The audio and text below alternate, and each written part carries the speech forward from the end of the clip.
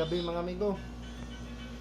Episode 3 tayo ngayon. So, mamamana na naman kami sa Barangay Kayutan, Surigao City.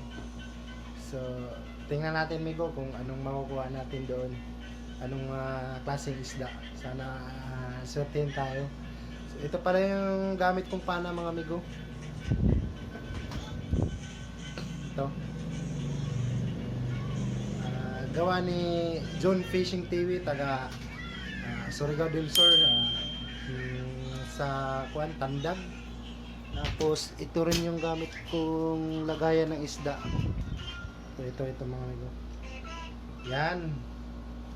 So yung video natin ngayon, hindi muna ako makapag-video sa ilalim ng dagat. Gawa ng oh shit, not good. Nag-order pa ako ng camera.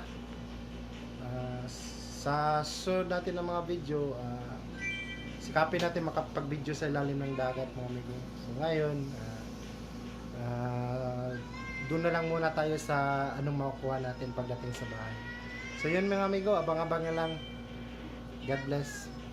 A few moments later. Okay mga amigo, update tayo sa kuha natin ngayon. Kakauwi ko lang galing sa pamana. So oras pala natin ngayon mag-alauna na ng kuan, madaling araw. So ito mga amigo, yung kuha natin konti lang kasi gawa ng may nagko-compressor doon. Oh shit, not good. Lalambat pa. Naunahan kami, mag-alas 8 na kami nakarating sa spot namin. So kahit pa paano may pangulam pa rin naman tayo. Sige. Ayan mga amigo, yung kuha natin, samaral, sweet lips, spotted sweet lips, tas mga timbungan or ano tawag dito sa iba, timbungan dito sa amin sa Surigao.